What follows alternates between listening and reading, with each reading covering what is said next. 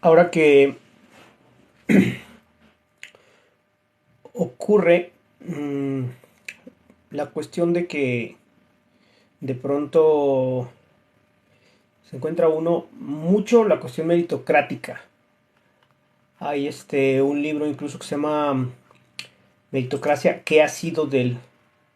Meritocracia, ¿qué ha sido del bien común?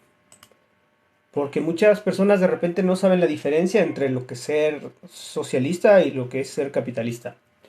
Realmente se tiene muy poca información.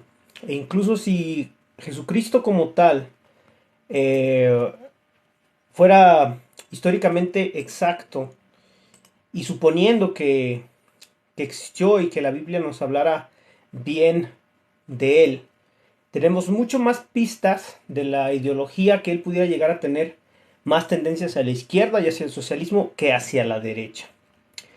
Porque es casi un oxímoron que Jesucristo hubiera sido capitalista o que hablara bien a favor de la riqueza y a favor del dinero. Es totalmente lo contrario. En un entendido como muy general, el socialismo vendría a ser como algo más de igualdad entre las personas y que fuera algo como el bien común, el bien de una mayoría. Y sin embargo, del otro lado tendríamos el capitalismo como todo lo contrario, el individualismo y la idea de que las personas eh, tienen que sobrevivir más por sí mismas, dejando de lado a la comunidad. Y si nosotros utilizáramos a la Biblia como una fuente histórica o como una fuente fidedigna de lo que Jesucristo menciona, entonces tendríamos que Jesucristo tendría más eh, incidencia hacia la izquierda que hacia la derecha, de manera definitiva. Jesucristo estaba en contra del gobierno del César. Jesucristo veía más el gobierno del reino de Dios y hablaba generalmente por la humanidad, hablaba por todos, no hablaba solo para él mismo, como muchas personas lo quieren interpretar. Realmente no es así.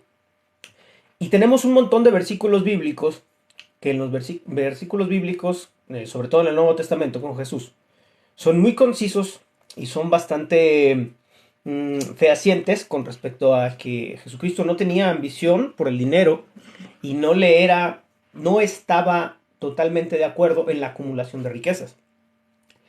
Eh, es un discurso muy común hoy en día, sobre todo de la derecha, de que el capital privado, o el sí, la propiedad privada, es lo que la Biblia te enseña, ¿no? Escuché por ahí a Agustín Laje mencionarlo, de que hay dos mandamientos de los 10 mandamientos que le dan en las religiones abrámicas, en el Viejo Testamento, que le dan a Moisés en el monte Sinaí. Dos de los mandamientos defienden la propiedad privada, lo cual vendría siendo el mandamiento de no codiciarás los bienes ajenos y el de no robarás. Estos dos. Y si solamente nos basamos al Viejo Testamento, a Yahvé, al Dios guerrero de los judíos, entonces sí podríamos llegar a pensar que es así, ¿no? Pero cuando luego vamos al Nuevo Testamento y verificamos los evangelios de Mateo, Marcos, Lucas y Juan, entonces tenemos mucha más información y vemos que Jesucristo no defiende tanto la propiedad privada como en el Viejo Testamento sí la defendía, sobre todo pues los judíos, ¿no? Tenemos, por ejemplo, en la Biblia, uno de los mandamientos, perdón, de los versículos más famosos es el del camello y la aguja, que es quizás uno de los más famosos, que dice en Mateo 19:24, es más fácil para un camello pasar por el ojo de una aguja que por un hombre para entrar en el reino de Dios. Ahora se le ha tratado mucho como de modificar y decir que no era un camello, que es un error de traducción, que en realidad estabas hablando de una puerta grande, que eso era la aguja, que no es una aguja de coser y que no se refería a un camello, sino a una cuerda ancha. Ahora se ha tratado como de mencionar eso, como por dar a entender que no era cierto que Jesucristo repudiaba la riqueza, sino que era más bien una soga y que no significa que los ricos sí entran al cielo y todos van al cielo. Y aún así no le ayuda mucho, porque aún si estuviéramos hablando de un camello tal cual, eh, lo que supuestamente es el ojo de una aguja y que es una puerta no muy grande, pues también al camello sí le costaría trabajo pasar por esa puerta. Y también, si estuviéramos hablando de una soga grande y que si fuera el ojo de una aguja, pero una aguja tal cual, pues tampoco pasaría. A menos que ya estés hablando de una puerta gigante y que estuvieras hablando de una soga que obviamente cabe por una puerta gigante. Y entonces aquí, pues ya no tendría como mucho sentido la parábola, porque entonces no hay ninguna enseñanza ahí. O sea, de hecho es como un ejemplo tonto si estamos hablando de eso. O sea, de que es algo que cabe perfectamente. Es como si Jesucristo dijera, más fácil cabe una pelota de ping pong por una puerta de una casa. Dices, bueno, entonces no hay ninguna enseñanza ahí. Pero no sé, por alguna razón lo están intentando cambiar y es una de las formas en las que lo han intentado una y otra vez. Este es uno de los, quizá, los versículos más famosos, donde estamos viendo de que si no puede pasar un rico, no puede entrar al reino de Dios, entonces Jesucristo no está tan de acuerdo con la riqueza. Eso es algo que podemos ver aquí. Otro, otro pasaje de la Biblia, en Marcos 10:21, tenemos en donde un hombre se le acerca a Jesucristo y le pregunta, ¿qué es lo que me hace falta, Señor, para entrar al reino de los cielos? Y entonces Jesús, mirándole, le amó. Wow. Y le dijo, una cosa te falta. Anda, vende todo lo que tienes y dalo a los pobres, y tendrás tesoro en el cielo. Y ven, sígueme tomando tu cruz. Yo sé que muchas personas de repente les gusta darle interpretaciones a modo a las cosas y decir que la Biblia no dice lo que dice que dice. No dice eso, es que él significa otra cosa. Pero creo que vende todas tus cosas, todo lo que tienes y darlo a los pobres es bastante claro. Es realmente, creo que no puede ser más claro, ¿no? Entonces, estamos viendo otra vez a Jesucristo que habla de desprenderse de los bienes materiales. Otra vez, no está diciendo, no, pues para seguir, ponte a trabajar un montón y pon tu propia empresa y dale trabajo a las personas y chingate los impuestos y sé muy rico y sé exitoso. No está diciendo eso. Está diciendo, vende todo lo que tienes y dáselo a los pobres. Básicamente es reparte tu riqueza. Al final de cuentas, cuando hablamos del socialismo, el socialismo habla precisamente de una mejor repartición de los bienes, menos acumulación. Si tienes un versículo bíblico en donde básicamente en Marcos 10:21 Jesucristo está diciendo vende todo y dáselo a los pobres, pues creo que es bastante socialista, a mi punto de vista, porque estás despojándote de todo y lo estás entregando. Cuando estudiamos un poco también de la religión budista, sabremos que Buda, Siddhartha Gautama, hizo algo muy similar. Siddhartha Gautama nace en una familia rica, es un príncipe y él decide deshacerse de sus bienes y básicamente viajar para poder entender lo que era el sufrimiento. Y uno de los principios básicos también del budismo es el desprenderte de las cosas. Hay gente que de repente se dice muy espiritual, pero le mama el dinero. Y precisamente una de las cuestiones en las religiones hinduistas y en el budismo también está el desprenderse de las cosas. Entre menos bienes materiales es mejor para tu espíritu. Eso es lo que dicen. Este es el segundo punto por el cual sostengo que Jesucristo es socialista. Vamos por un tercer punto. Y es acerca de la limosna.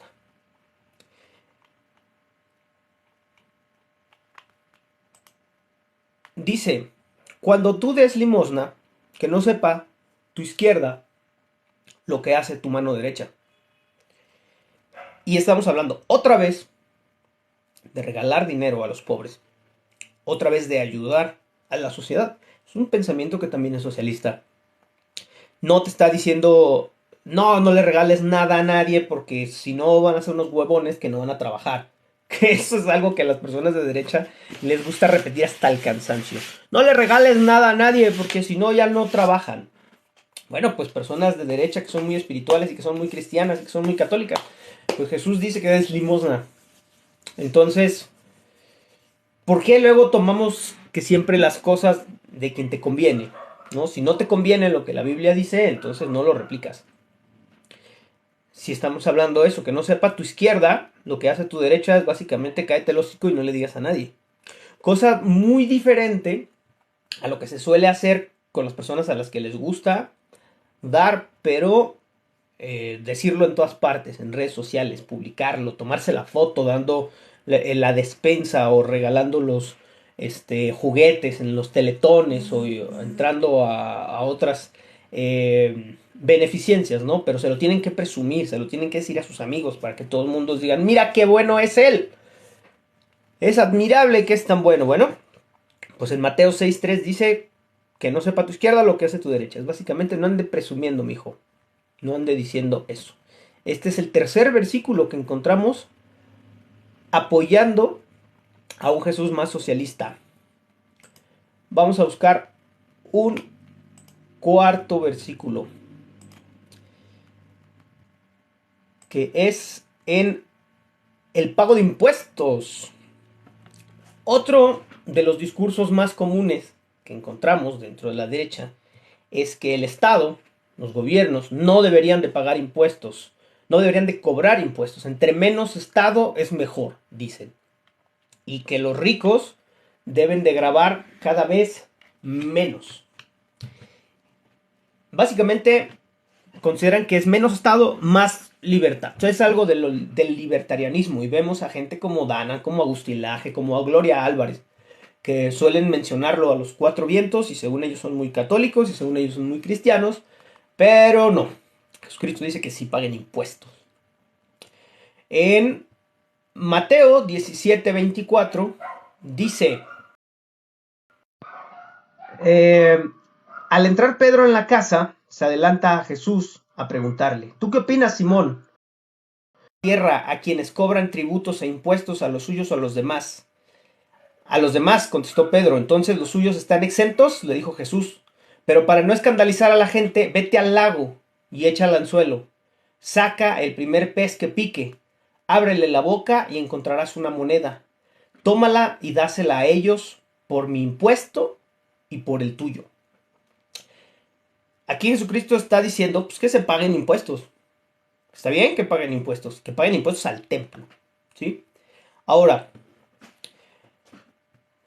sabemos que desde tiempos inmemoriales las iglesias han cobrado impuestos de alguna u otra manera. Se paga en dinero. Por ejemplo, la Iglesia Católica cobró diezmos por muchos años. Prácticamente todas las iglesias cobran un tipo de impuesto. Prácticamente todas. Limosnas, donaciones, diezmos, exequias, pagos de bodas, pago de bautizos, pero hay dinero, siempre hay dinero de por medio. Y vemos aquí que pues Jesús dice que se paguen impuestos al templo. No sé si lo vemos como una manera de gobierno, pero hay algo que es, sí, paguen impuestos. Y tenemos otro versículo en Mateo 22:17. Los fariseos le hicieron una pregunta a Jesús. Dinos pues qué te parece. ¿Es lícito dar tributo al César o no? Pero Jesús, conociendo la malicia de ellos, les dijo, ¿por qué me tentáis, hipócritas hijos de la chintraula? Mostradme la moneda del tributo. Y ellos le presentaron un denario. Entonces les dijo, a ver, ¿de quién es esta imagen? Y la inscripción. Le dijeron, pues del César. Es el César, el que está aquí en la moneda. Y les dijo, dad pues al César lo que es del César y a Dios lo que es de Dios. En pleno acuerdo el apóstol Pablo enseñó, Pues por esto pagáis también los tributos, porque son servidores de Dios que atienden continuamente a esto mismo. Pagad a todos lo que debéis, al que tributo, tributo, al que impuesto, impuesto, y al que respeto, respeto, al que honra, honra. Romanos 13, 6 y 7. Entonces, ¿qué dice aquí? Hay que pagar impuestos, hijos de la verga.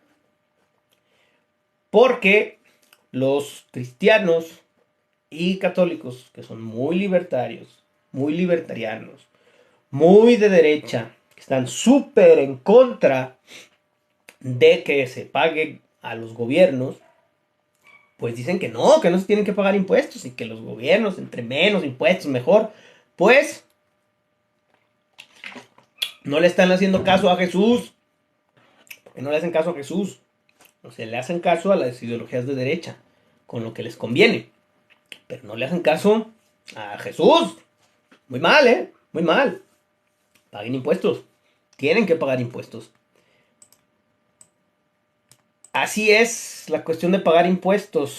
Entonces llevamos 5 versículos donde Jesús es socialista. 5.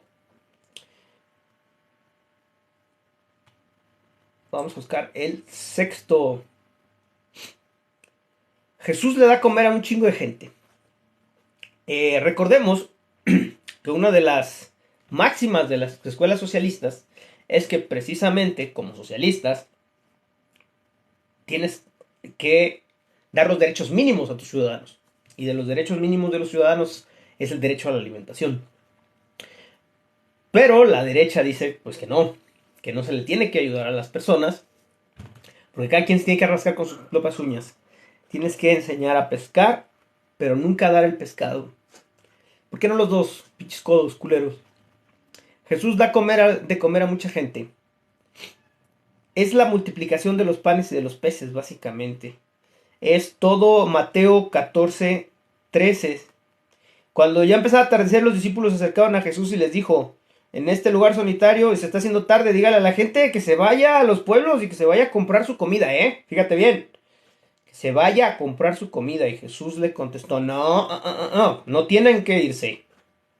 Denles ustedes de comer, culeros. Pónganse a darles de comer. Y los discípulos le respondieron: pero no tenemos más que 5 panes y 2 pescados. No nos va a ajustar para todos. Y Jesús le dijo: tráigalos aquí. Luego de ordenar que la gente se sentara sobre la hierba, Jesús tomó 5 panes y 2 peces.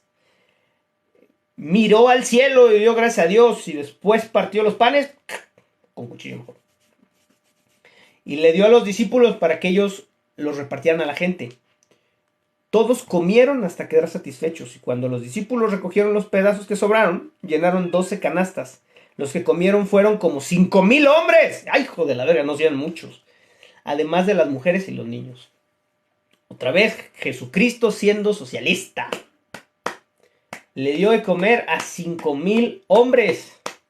A 5,000. Con 5 panes y 2 peces. No más. Jesucristo el socialista debería llamarse la Biblia. Porque yo sé que les caga que hable de esto. Porque está demasiado normalizado que Jesucristo era de derecha. Pero pues no es cierto. Jesucristo no era de derecha, ni de broma Jesucristo era de derecha. Era muy consistente en la cuestión de que el dinero no, riqueza no. Ok, tenemos ahora Jesucristo en el templo. Jesús entró al templo y echó de allí a todos los que compraban y vendían. Mateo 21:12. Volcó las mesas para que cambiaban dinero y los puestos que vendían palomas. Escrito está, les dijo: mi casa será llamada casa de oración, pero ustedes la están convirtiendo en cueva de ladrones. Se le acercaron en el templo ciegos y cojos y los sanó. Pero cuando los jefes y los sacerdotes y los maestros de la ley vieron que hacía cosas maravillosas, que los griegos estaban en el templo: ¡Hosana al hijo de David!, se indignaron.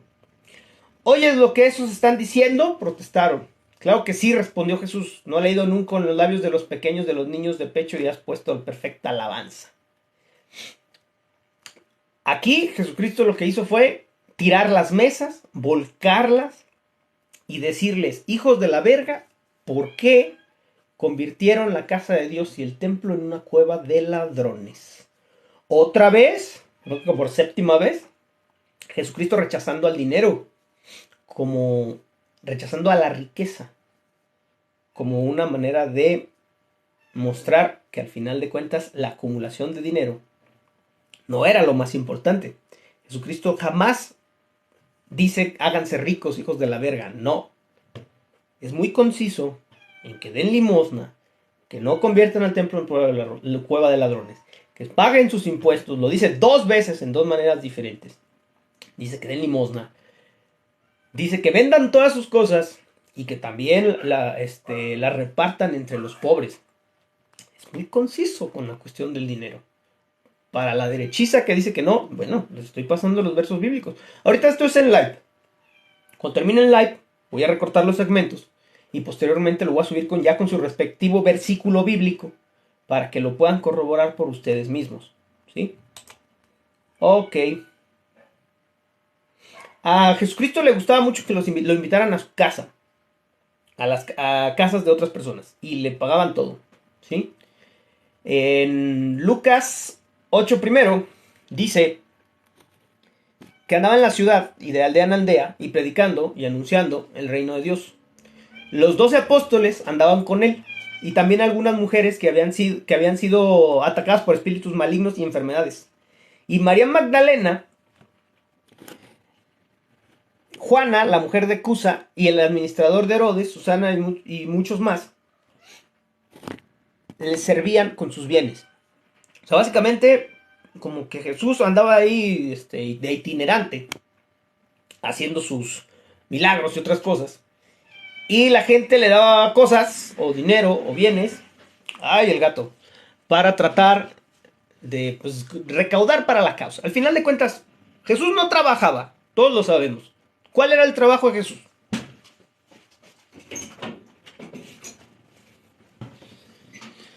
Jesús no trabajaba. Eso es lógico. Andaba con su banda de 12.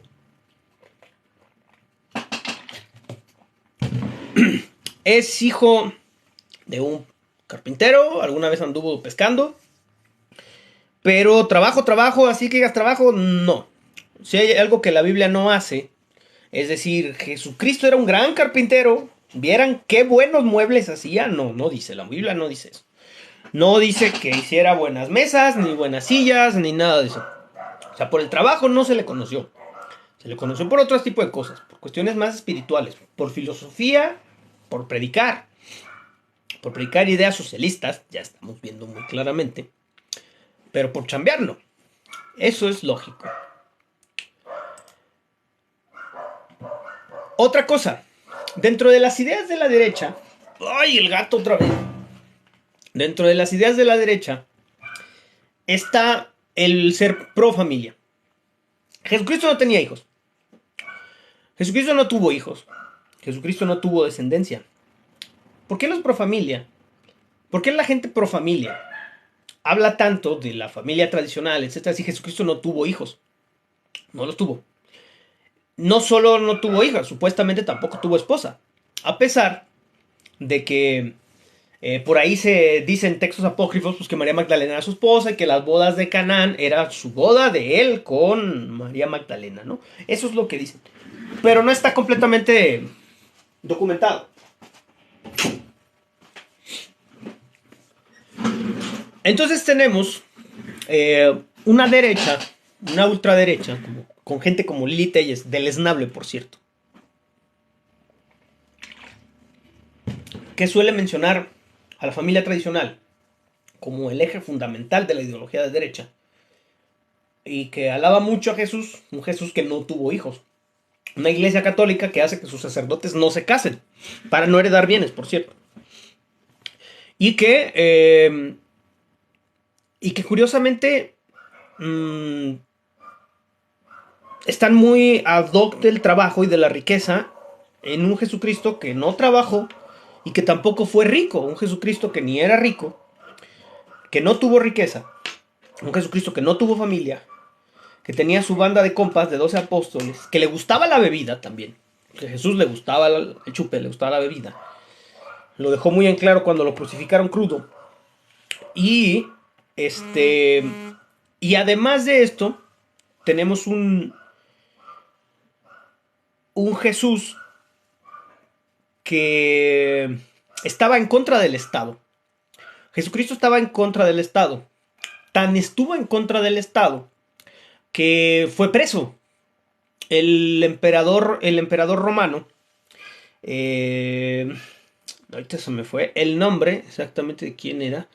Poncio Pilato era el procurador. Herodes creo que era el procurador. Voy a recordar ahorita exactamente quién era. Se me hace que era Tiberio. Emperador romano en tiempos de Jesús. Según yo era Tiberio. Ahorita vamos a ver si es cierto o si me estoy equivocando. Eh, Tiberio, sí, exactamente. No, no le fallé. Sí era Tiberio. Tiberio era el emperador romano en ese entonces. Pero así como hay hoy división de poderes en donde tienes a López Obrador y luego después tienes al gobernador de tu estado y luego al procurador de tu estado, pues también ahí lo había, ¿no? Entonces Poncio Pilatos pues, era el procurador de la región en donde vivía Jesús en ese entonces y tenías a Herodes, que era como el segundo al mando. Y Jesús pasa por un juicio, por revoltoso, porque era revoltoso. El Sanedrín, que eran los judíos del templo, a los que por cierto fue a los que les dijo pinches ladrones, y a las cuales les tiró sus cosas, y por ahí dicen también que los persiguió con un látigo, eso no lo tengo muy claro, pero por ahí lo voy a buscar. Pues son los que denuncian ante Herodes a Jesucristo, y es Poncio Pilatos el que lo manda a crucificar porque son los judíos los que piden pues, que se haga justicia, ¿no? Entonces tienes un Jesucristo que es el Che Guevara, es revolucionario, que anda con sus 12 apóstoles, que está en contra del dinero, que dice que vendas tus pertenencias, etcétera. Todo lo que estuvimos hablando en el video, en la transmisión en vivo. Y que los romanos al final terminan provocándole la peor de las muertes, que es una pena capital que se le da precisamente a los revolucionarios, que se le da precisamente a los insurrectos. Entonces, se parece mucho más Jesucristo a un socialista que a un capitalista. Porque un capitalista es conservador. ¿Y qué hay de los conservadores? Conservan el status quo que está en ese momento. O sea, Jesucristo no estaba diciendo algo así como, no, no, no, no, no, espérense, que los ricos sean ricos, que no se casen, que las personas todas se tengan que casar y que tengan que tener hijos, güeros, todos. Ah, por favor, a los morenos, háganlos a un lado, sean racistas, sean clasistas. Jesucristo no estaba diciendo sean clasistas. Y la derecha es clasista. De hecho, es casi prácticamente la definición de la derecha. Es el conservar el status quo. Es el hacer ciudadanos de primera categoría y de segunda categoría. Entonces, ¿por qué agarran a Jesucristo como bandera de la derecha si definitivamente Jesucristo no era de derecha? Si Jesucristo estuviera vivo, suponiendo que existió primero, hoy en día, no votaría por la derecha. Si está totalmente en contra de lo que él mismo predicaba. Pues lo que dice el Nuevo Testamento es bastante claro. Entonces, no entiendo por qué gente como Agustín Laje hace ese tipo de comentarios cuando pues obviamente parece que no es así. Entonces, hasta aquí va a quedar la transmisión porque tengo que ir a trabajar. Porque yo también soy socialista y trabajo. Muchas gracias, jóvenes. Muchas gracias a todos los que estaban aquí.